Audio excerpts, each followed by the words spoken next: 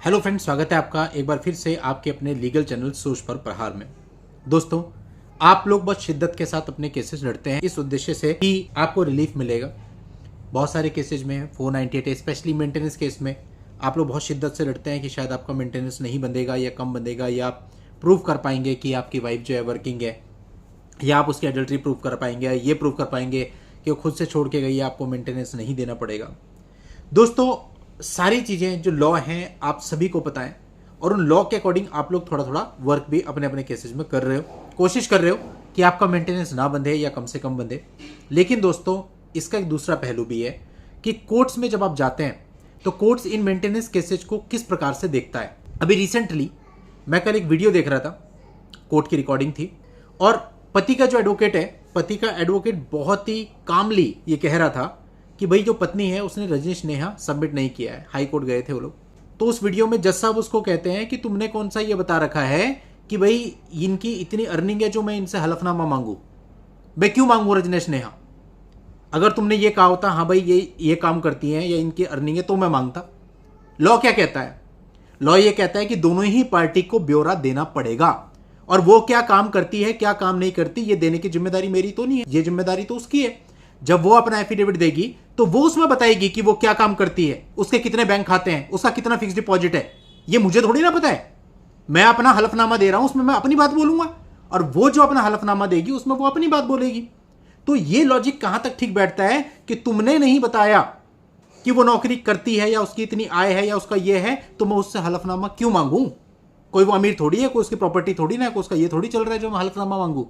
अब इसमें कोई भी एक सिंपल लेमैन उस वीडियो को देख के बहुत आसानी से कह सकता है कि उस पूरी रिकॉर्डिंग के अंदर क्या चीज लॉजिकल है और क्या चीज लॉजिकल नहीं है। देख लेना जाकर के, वीडियो नेट पे पड़ा हुआ है। तो कहने का मतलब इस प्रकार की चीजें भी होती हैं। यानी लॉ तो ये कहता है कि दोनों पार्टी अपनी रजनीश नेहा सबमिट करेंगी, अपने रजनीश नेहा के अंदर अपनी प्रॉपर्टी अपनी इनकम का खुलासा करेंगी। लेकिन हो क्या रहा है? पति को बोला जा रहा है कि भाई तुम बताओ ये क्या काम करती है, तुम बताओ ये कितना अर्न करती है, तुम बताओ इसकी कितनी प्रॉपर्टी है, और वो अपना सब कुछ छुपा के ले आती है। चलो वॉटेवर, छुपा के लाई है या दिखा रही है कोई बात नहीं, लेकिन कम से कम हलफनामा तो दोनों का आएगा। जब सुप्रीम कोर्ट की गाइडलाइन है कि दोनों का आएगा, उसके बाद देखते हैं अगर वो झूठा हलफनामा देगी उसके लिए भी हमारे पास उपचार हैं। फिर हम आगे 91 CRPC लगाएंगे, हमारे पास जो भी प्रूफ होंगे हम 340 लगाएंगे। लेकिन अगर ये कहा जाए कि लड़की तो हलफनामा ही नहीं देगी, तो दोस्तों हमारा तो हाथ कट गया, हम करेंगे क्या? हलफनामा वो देगी नहीं। और बहुत से मामले दोस्तों ऐसे भी देखे जाते हैं जब पति बोलने की कोशिश करता है तो उसको बोला जाता है चुप। अब ऐसे में दोस्तों अपनी बात रखें कैसे? कई बार कोई पॉइंट बोला जाता है, बोला इसका कोई मतलब नहीं है, यहाँ पे बात मत करो। कई बार पति कहता है जी 4 केस मेरे ऊपर चल रहे हैं, वहां भी मैं इतने दे रहा हूं, तो उसे बोला जाता है यहाँ पे मत बोलो ये सब, वो दूसरी कोर्ट की बात है, यहाँ पे केवल इस कोर्ट की बात करो। यानी कहने का मतलब जो कुछ आप अपने माइंड में बना के चलते हैं कि मैं लॉजिक कोर्ट के सामने रखूंगा, वो लॉजिक बहुत हद तक कोर्ट के अंदर चलते ही नहीं, आपकी बात ही नहीं सुनी जाती। प्रैक्टिकली आप सब इस बात के गवाह हैं, और आज के समय तो चूंकि रिकॉर्डिंग्स भी नेट पे अवेलेबल है, आप रिकॉर्डिंग्स ही देख लो जाकर के, आपको ऐसी तमाम प्रकार की रिकॉर्डिंग्स दिख जाएंगी जिनके अंदर पति की क्या हालत है, उसको एक शब्द तक नहीं बोलने दिया जा रहा है, वो आपको रिकॉर्डिंग में प्रत्यक्ष दिखेगा। कुछ किसी का कहने सुनने का है नहीं, आपको अपनी स्थिति खुद पता चल जाएगी कि हम कहाँ स्टैंड करते हैं।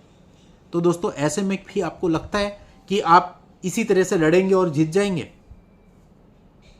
आपको रास्ते बदलने पड़ेंगे। बहुत सारे वीडियोज में मैंने आपको बताया, आप कोशिश करो, आपके ऊपर जो केसेज है उनमें तो आप डिफेंस करेंगे, लेकिन जो आपके लीगल राइट्स हैं उनको आप यूज करो। पति बहुत इतना ज़्यादा घुसता है ना चीज़ों के अंदर, मैं आपको क्या बताऊं। उसको कभी कोई रेमेडी बताई जाती है, वो उसकी बाल की खाल खींच कर रख देता है, कुछ करने को रेडी नहीं है अपनी तरफ से। सब नहीं, लेकिन 90% का यही हाल है। बाल की खाल निकालते हैं और बाल की खाल ही निकालते रहते हैं पूरे मैटर के दौरान। परिणाम ये होता है कि 3-3, 4-4 साल हो जाते हैं, केस चलते हैं, उसके बाद कहते हैं सब मुझे लीगल रेमेडी यूज करनी है, उसने तो मेरे साथ ऐसा किया था।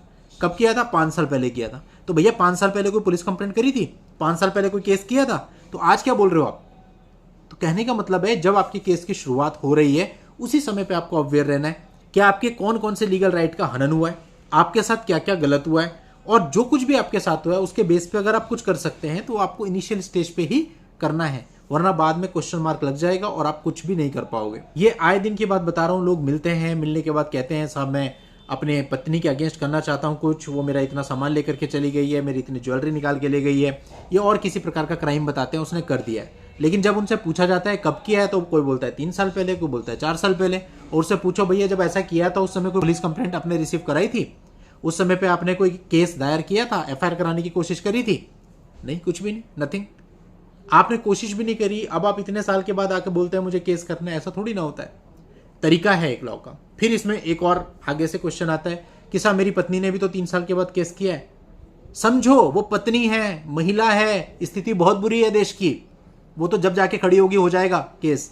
आपने बहुत तमाम ऐसे केस देखे होंगे जहां 4 साल से लग रही है, उसके बाद जाके एफआईआर दर्ज करा देती है। ऐसे ऐसे केस मैंने खुद आपको बताए हैं, जजमेंट जहां पे 2-2 जगह पे एफआईआर दर्ज करा दी थी, एक स्टेट में, दूसरी दूसरे स्टेट में, और दोनों चल रही हैं।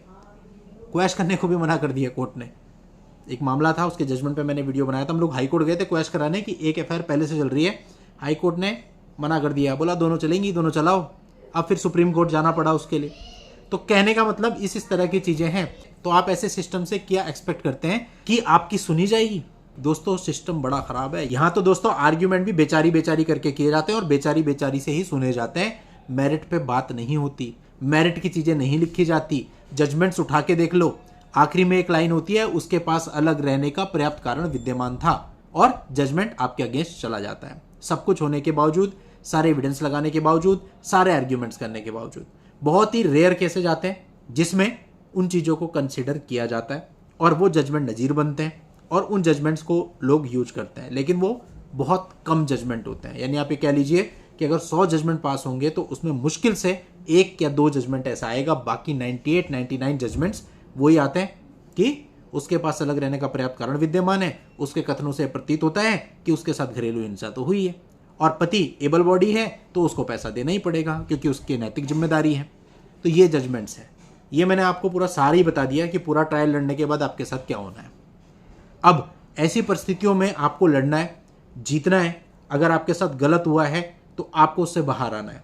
तो दोस्तों अपनी केस के पहली स्टेज पर पहले आप रणनीति बनाओ कि आपको करना क्या है। और ये जो चीजें मैंने आपको बताई हैं सब प्रैक्टिकल है, आप किसी के जजमेंट उठा के पढ़ लो, ठीक है। आप कोर्ट्स में देख लो कितने कितने साल से केस चल रहे हैं।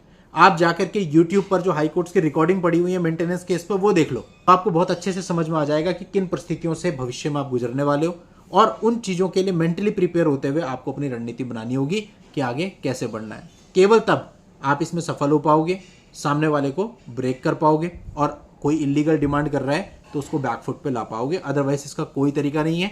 आखिरी में फिर मनमाने पैसे उनको देने पड़ेंगे।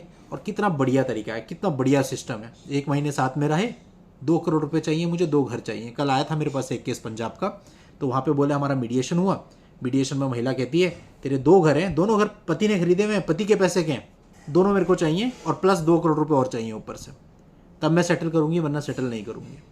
तो ये तो मतलब साफ साफ सबको दिखता है, और जिसको नहीं दिखता है वर्ड नहीं है।